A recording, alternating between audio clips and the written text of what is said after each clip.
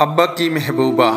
मैं जब भी अब्बा से साइकिल मांगता वो मुस्कुरा कर टाल देते। अभी तुम छोटे हो, गिर जाओगे।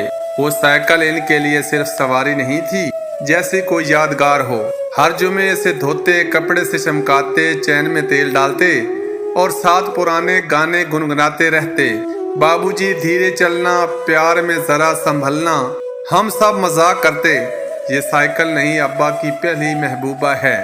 मुझे भी वो साइकिल बेहद पसंद थी। कभी मौका मिलता तो चुपके से निकाल कर गली में चला लेता। 2 कदम चलती फिर मैं गिरता, कभी चैन उतर जाती, कभी ब्रेक जाम हो जाती, घुटने जख्मी होते अलग और अम्मा की डांट अलग पड़ती। लेकिन अजीब बात थी, हर बार गिरने के बाद भी दिल करता दोबारा वही साइकिल चलाऊं। फिर एक दिन अचानक वो साइकिल घर से गायब हो गई।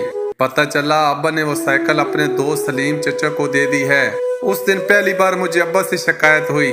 दिल में अजीब सा दुख बैठ गया। मैं सोचता इन्हें मालूम था मुझे कितनी पसंद है, फिर भी मुझे ना दी। वक्त गुजरता गया, मैं बड़ा हो गया। पढ़ाई, इम्तिहान, जिम्मेदारियां, जिंदगी आगे बढ़ती रही, मगर बचपन की वो छोटी सी नाराजगी दिल के किसी कोने में जमी रही। फिर अल्लाह ने करम किया, मेरा मेडिकल कॉलेज में दाखिला हो गया। अब्बा इस दिन बहुत खुश थे, मोहल्ले में हर एक को मिठाई खिलाते फिर रहे थे। लेकिन मैंने महसूस किया उस खुशी के बावजूद इनकी आंखों में अजीब सी थकन थी। चंद साल बाद मैं डॉक्टर बन गया और शायद अब्बा सिर्फ यही दिन देखना चाहते थे, क्योंकि मेरी डिग्री आने के कुछ ही दिन बाद वो इस दुनिया से चले गए। ताज़ियत के लिए सलीम चाचा भी आए। काफी देर खामोश बैठे रहे, फिर धीरे से बोले, तुम्हारे अब्बा अजीब इंसान थे, अपनी ज़रूरत मार लेते थे मगर औलाद की नहीं। मैं खामोश सुनता रहा। उन्होंने मेरी तरफ देखा और कहा, तुम्हारी कॉलेज फीस कम पड़ गई थी। उन्होंने मुझसे कर्ज लेने के बजाय अपनी साइकिल बेच दी थी। मेरे हाथ कांप गए। सलीम चाचा हल्का सा मुस्कुराए। मैंने मजाक में कहा था, यार अपनी पसंदीदा साइकिल देकर कैसे रहोगे। तुम्हारे अब्बा कहने लगे, बेटे के ख्वाब के सामने ऐसी 1000 साइकिलें कुर्बान। मेरे अंदर जैसे कुछ टूट गया।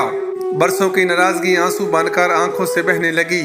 उस दिन समझ आया, बाप अक्सर मोहब्बत जताते नहीं, खामोशी से अपनी सबसे कीमती चीज कुर्बान कर देते हैं।